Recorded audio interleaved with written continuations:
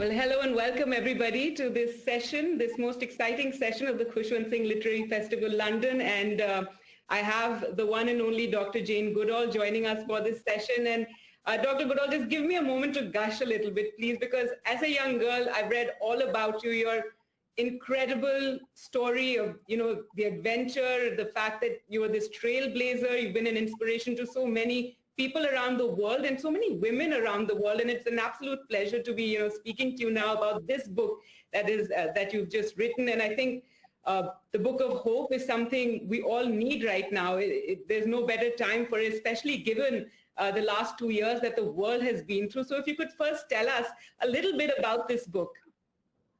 Well, the book was written because I really feel that people around the world desperately need hope. And the big problem is that people read all the bad news, and there's a lot of bad news. Let's not, pretend there isn't. But if you just read the bad news, you feel helpless and hopeless, and then you think, well, there's nothing I can do as one person, so you do nothing. And that's the problem that we have to overcome. So I'm trying to give a message that every single person makes some kind of impact every single day, and we can choose the kind of impact we make. And if you feel helpless and hopeless, find something that you care about, probably in your own community, and think, well, I could do something about that. Maybe it's picking up litter, maybe it's growing organic vegetables, maybe it's planting trees, whatever it is. Get together with your friends and take action. And the more you take action, the more action you take. And then when you realize that all around the world other people are taking action, suddenly you begin to realize, yes, there is a point to taking action. And so the hope leads you to more action, and more action leads to inspiring others. And I do think right now we desperately need hope. Absolutely. And it's so interesting that you began this book before the pandemic, because, in the book and the accounts and the conversations that your co-author Douglas and you have, it was a pre-pandemic, and then, the pandemic began, you couldn't, meet anymore. You were doing a lot of talks on video, etc. And so this book traverses that whole period. And even before the pandemic began, as far as the fight for the environment, against climate change, this whole climate fight, we were at this sort of crucial point where it already seemed like time was running out, that if we didn't act now, it was just going to be too late. And then the pandemic struck. How do you feel this has changed the way we're thinking? Well, I think, first of all, unfortunately, but not surprisingly, the pandemic pushed these other two really important threats to our future, with climate change and loss of biodiversity. Those got sidelined for a while. But now people are beginning to realize that it was exactly the same disrespect of nature and disrespect of animals that not only led to the pandemic, but also to these other climate crisis and loss of biodiversity. And so I think more people are understanding that we've brought these things on ourselves, and more people are feeling, yeah, we do need to have a different relationship with the natural world. We depend on the natural world for clean air, for clean water, for food, for shelter, for everything. But what we depend on is healthy ecosystems. And a healthy ecosystem is made up of the interrelated sum of the animals and plants that comprise it. And when species start becoming extinct, you tear holes in this tapestry. And if you tear enough holes, the ecosystem will collapse. So it's really, really important that we get together and start thinking differently about how we relate to nature. And in the book, you talk about the 4 great challenges that are facing us for our survival. If you could, tell us a bit about that. Well, the great challenges I see, first of all, we must alleviate poverty. Because if you live in extreme poverty and you're out in, say, around a national park, you're going to destroy the last trees because you've got to survive. So you may destroy them to get some land to grow food on, because your own land is overcrowded and infertile, or to make charcoal, or to hunt and sell animals, something like that. So that's one big problem, alleviating poverty. And a second problem is the unsustainable lifestyle of so many of us, of so much more than we need, and we waste so much: food, clothing, electronics. We just buy and throw away, buy and throw away. And it was your Mahatma Gandhi who said that the planet can provide for human need, but not human greed. And then we cannot ignore the fact that our populations are growing and our populations of livestock are growing. And already in some places we are taking nature's finite natural resources faster than nature can replenish them. And right now there's over 7 billion of us on the planet, and I forget how many millions and millions of livestock. But by 2050, it's estimated there'll be closer to 10 billion of us.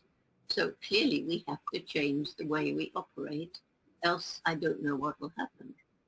And then the other thing which I feel is really important to tackle is corruption, because it's corruption and it's the cozy relationship between corporations and governments. And, well, around the world in so many, many places, you say, well, if you have money, you can buy anything, including people. Those are the 4 great challenges. And then you also talk about the 4 reasons why you are hopeful. In the book, you know, you talk at length about it. You talk about human intellect, resilience of nature, the power of young people, and the indomitable human spirit. So young people, tell us a bit about that. Are you very hopeful about the generations that are coming, the young people that you see around us? Because there's a lot of people say young people, their attention spans are short, that maybe we live in this world where everything happens very fast, and you've persevered so much in your life when you were a young woman, when you were there studying chimpanzees. So tell us about what gives you hope from young people. Well, I think young people now understand the problems that we face, the environmental problems and the social problems. And they understand because you can't really not learn about it if you've got any kind of education, because it's in the newspapers, it's on the news, it's everywhere all around you, all these threats to our future. And they seem somehow to be rising to the challenge. And I find that if young people understand the problem and you listen to them and you empower them to take action. So our program for young people works in groups of children in kindergarten, even preschool, up to university students and everything in between. And their main message, every one of us makes an impact every day and we get to choose. And every group tackles between them 3 different projects because everything is interrelated. I learned that in the rainforest. And so they choose a project that will help people, a project that will help animals, and a project that will help the environment. Then they talk about what bothers them. They discuss what can be done about it. And then they roll up their sleeves and they get out there and they take action. And they inspire me because, you know, they're so passionate, so dedicated, and so optimistic, especially the younger children. But the university students too, they're the backbone of Roots and Shoots, actually. And that program is now in over 60 countries. And the resilience of nature? The resilience of nature, you must have many, many places where a place that was totally destroyed, maybe an abandoned building site or an abandoned car park, nature comes back, the little plants creep up through the cement. But there are huge areas like where there was a quarry for, let's say, cement. And with clever management, copying nature, those places can be absolutely restored. Rivers that were polluted can be cleaned and life can come back. It's a tremendous reason for hope. There was a time where I studied the chimps in Gombe, At the beginning, it was part of a great forest belt that stretched right across equatorial Africa. And by the late 80s, I was horrified. I mean, I knew there was deforestation in the area, but I was not prepared to see an island of forest surrounded by completely bare hills. And the people living there were too poor to buy food elsewhere. Their land was over-farmed and infertile. They were struggling to survive. They cut trees on even the steep slopes, causing terrible erosion and mudslides because they were desperate to feed their families. So that's when I realized, it hit me. If we don't help these people find ways of living without destroying their environment, we can't save chimps, forests, or anything else. And so JGI began a program around the Gombe National Park. We call it Take Care, or Takari. And it was a very holistic program. I won't go into it, but it ranged from scholarships to keep girls in school, microcredit opportunities for women, restoring fertility to the overused land without chemicals, and everything in between. And if you fly over Gombe today, there aren't any more bare hills. The trees have come back. The people have become our partners in conservation because they understand protecting the forest is not just about wildlife, but their own futures. And because of the microcredit, people have been able to start their own small environmentally sustainable businesses. So it's the best example I have. In fact, I love the accounts that you, in your book, that you talk about, local communities, because this is something, we at NDTV, we've also emphasized throughout. We've done a lot of environment coverage, and we always emphasize on the communities living around the national parks. You have to take them along. It can't be a forest versus the community sort of a project or development project, and it has to involve them. And even when there's man-animal conflict, you have to listen to the side of the community as well, and take them along. Otherwise, you turn them away from conservation. But talking about hope, I'd like you to share with us.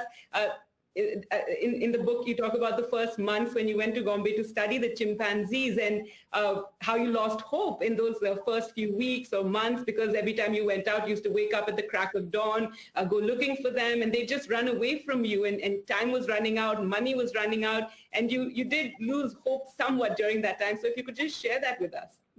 Well, I didn't lose hope in that I knew given time I could get of the chimps. The problem was their time. So it was not so much losing hope as a feeling of desperation. I must succeed, or else the whole project will end and I will have let my sponsor down.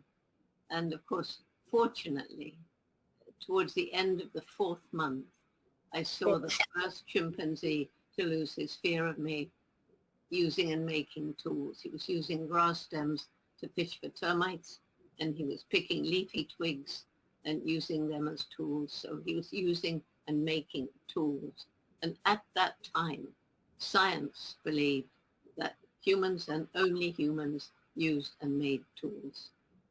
So that was it. And Leakey could then go to the National Geographic, and they said, yes, they would fund the research. When the 6 months money ran out, they sent a filmmaker, Hugo van Lauwijk, to film the behavior as I got to know more and more of the chimps, and everything changed. And what's so incredible is how you went there. You had not been to college, you had not studied, you hadn't done any masters or anything, but it was just sheer passion and love for animals. And then, you grew up on these stories of Dr. Dolittle and you Tarzan, and you really saw yourself there. And something has to be said for that as well, to be determined about something and just making it happen and not losing hope, isn't it? Yes, well, you see, I was lucky. I was actually speaking to you from the house where I grew up, and the books behind me are some of the books I read as a child. And I was really lucky to have a fantastic mother, and she supported this love of animals. And when I decided age 10 that I would grow up, go to Africa, live with wild animals and write books about them, everybody laughed at me. How will you do that? Dream about something you can achieve. Girls don't do that sort of thing. But Mum always said, if you really want to do something like this, you're going to have to work really hard take advantage of every opportunity. If you don't give up, maybe you'll find a way. And so that was the encouragement I had from my mother. And I think it emphasizes the importance of parents supporting their children. We know from 60 years of observing the Gombe chimps, we're now in the beginning of the 5th generation. And we can look back over the data, and the chimps who had supportive mothers do better. The males reach a higher position in the hierarchy, probably sire more infants, and the females are better mothers. So it's the same for them and us. I mean, they resemble us in so many, many, many ways. And your mother was extremely supportive. In fact, when you went to Gombe to study the chimpanzees, they wouldn't let you go because they said you can't send a single young woman into Africa like that. And then finally it was your mom who came along with you, isn't it? Yes, she volunteered. I think Leakey twisted her arm. He wanted somebody with me who wouldn't compete, who would just be supportive. And he couldn't have picked anyone better, you know. So right from the beginning, when I was really depressed in the early days, she'd kind of boost my morale and say, well, you know, Jane, you found that peak and you've got your binoculars. You're learning more than you think. Learning how they make nests at night in the trees, bending the branches over, learning the kind of food they eat, learning the calls that they make, seeing the different kinds of groups they travel in, or they sometimes all meet up for a great feast and joy when a new food becomes available. So I actually was learning quite a lot, but it wasn't what I wanted to be learning. I wanted to get to know them as individuals and be able to be accepted by them. Just wonderful, the stories, you know, about them and about how you gave them all names. And that's something so interesting because here in India as well, in our tiger parks, we call them T23, T32, the tigers. We're not supposed to name them, but everybody eventually does. And you know, and everybody, you know, they talk about their characters, etc. around tiger parks. There's a lot of lore around that. Now, the theme for the festival this year, the Khushwant Singh Literature Festival, No Man is an Island. And I think this pandemic has really brought that home, isn't it? You know, because right now we're trying to get ahead of this disease. We're trying to vaccinate. You have the richer countries vaccinating, poorer countries aren't vaccinated enough. And unless we help each other, we're not going to find a way out. So no man is an island in this. We're not all safe unless each and every one of us is safe. Yeah, we need to get together. That's what I keep saying again and again and again. Alone, we can't do much. We can do what we can, and some people can do more than others. But it'll only make a real difference if we all get together. You know, that's really the essence of the Roots and Shoots teaching. If enough people get together, you can truly make a difference. If enough young people say, we're going to clean up this stream, well, it happens. They even go as far as to go upstream to where the pollution is coming from, talk to the factory or whatever it was, try and get legislation in. That's an example from the US, by the way, which really happened. Yes. So, but it can happen anywhere. Well, we have a lot of people sending in questions for you, comments for you, a whole number of them praising you and, you know, talking about how they were making their children watch right now. But one of the questions from Bharat Avalani is, Dr. Goodall, what keeps you so active now? You're an example to the rest of the world. You have a punishing schedule, much like Khushwant Singh, who woke up every morning at 4 a.m. and that went on till he was 99. Well, right now I'm not waking up at 4 a.m., although it was more like that till I got this book finished. But it is every day. It is Skypes and Zooms and interviews, and it's very hard giving a lecture when you're not in an auditorium. You don't get the feedback. You have to stare at that little camera spot on top of the laptop and get the same enthusiasm into it. But if you don't, there's no point giving the lecture. So I've had to learn to do that. And what keeps me going? Well, partly because I'm a very obstinate sort of person. I won't give in. I won't give in to the forces of evil. And there are forces of evil out there, quite honestly. Some of the big corporations who actually hide, they bury the fact that's been proven that their products will harm people or harm the environment. And they suppress that data. We've got leaked emails now proving it. But anyway, never mind that. So anyway, I'm obstinate. Also, I care passionately. I care about the environment. I'm devastated because half the bird species that were here when I was a child have gone. And we cannot let that go on happening. And mostly it was pesticides. And finally, I feel the great spiritual power. I feel it most when I'm out in nature, particularly in the forest. And sometimes just opening up to what I believe is a great spiritual power. Answers come. You've become a messenger of hope, across the world. How does that feel, given from where your journey began and decades that you've spent fighting for the environment, fighting, to free chimps from laboratory tests and, succeeding, and the various battles that you've, fought along the way in these decades that you've spent, fighting for the environment, fighting for animals. How does it feel? You are a messenger of hope for all of us right now. How do I feel about it? I find it very strange that I've become this icon. And it wasn't my plan. It wasn't my intention. I was very, very shy. And at first, when the press began asking questions, and the first time somebody came up and said, could they have an autograph? I wanted to hide away. I put sunglasses on going through an airport, let my hair down. People still recognized me.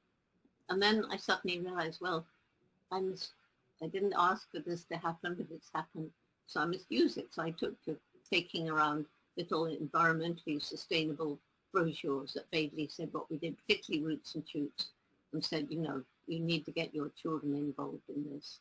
And you could trace my travel, especially around the US, by where roots and shoots groups sprang up. It actually showed. Well, we have a question about children, in fact, about what they can do. Sanjeev Prakash is asking, dear Dr. Goodall, is there an organization which young people can join to learn and act according to your thoughts and lessons? So if you could tell us a bit about your institute. Well, it's for a young person, it's Roots and Shoots. And Shweta Hari, I'm never quite sure how you pronounce her name, but Shweta is the executive director. She was involved in Roots and Shoots when she was with her husband in Tanzania, and she was passionate to start it in India, which she did. She got registration from the government, which was very difficult, and Roots and Shoots is a program of the Jane Goodall Institute. So any young person listening or any parent, get involved, because then you'll be with other young people who care like you do, and you can get your friends together. And, even if you didn't register, we like you to register because then we can share what you do. But if you just get together with your friends and think about what you care about and wonder together what you can do about it, maybe get some advice, and then roll up your sleeves and get out there and do it. Coming back to something that we were talking about earlier, that post the pandemic, it's hit the economy in many countries. It's created more poverty. It's going to create more challenges on that front. And we really have to be very focused on that. We cannot allow in this process of bringing the economy back, that we forget about environment and climate change and, allow any sort of, non-sustainable practices, etc. Isn't this something we all have to be very aware about right now and very vigilant about? Yeah, business as usual. On a planet with finite natural resources and growing populations, it won't work. I gave the numbers earlier, and yes. If we get 10 billion of us on the planet and continue behaving as though nature's resources are infinite, which they're not, then it's going to be very, very grim for future generations. Indeed, we humans are not exempt from extinction. We're causing extinctions, and we could cause our own extinction if we're not careful. That's why it's important to get together now. Right, and just finally, I'd like to talk about how the foundation, the Khushwant Singh Foundation, has planted 100 trees in your name in the Sundarbans, and hopefully it will be a little garden one day. And this is one of our most vulnerable ecosystems currently. It's also home to the tiger there. It's the only tigers that swim and eat fish in that environment, and it's something that's very fragile right now in this country.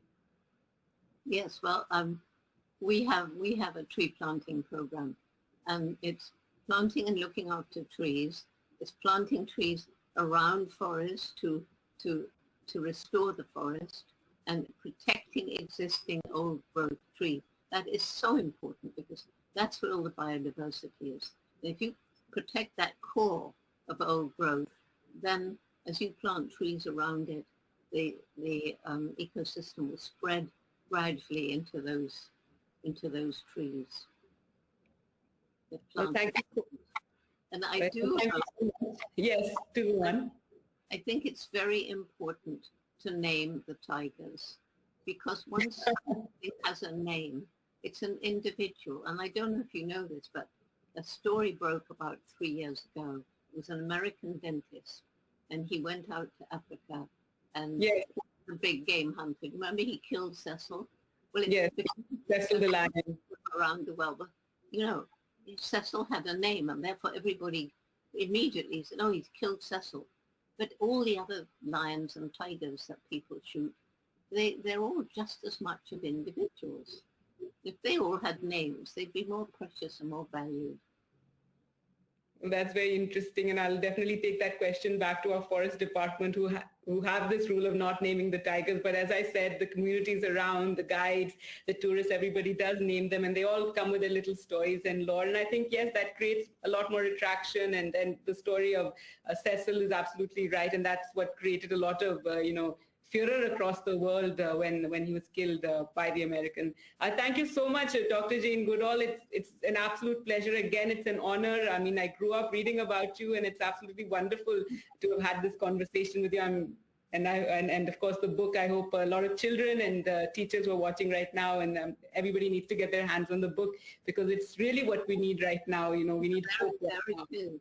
And of course, this is only a draft copy, but the final one will have lots of photographs in it.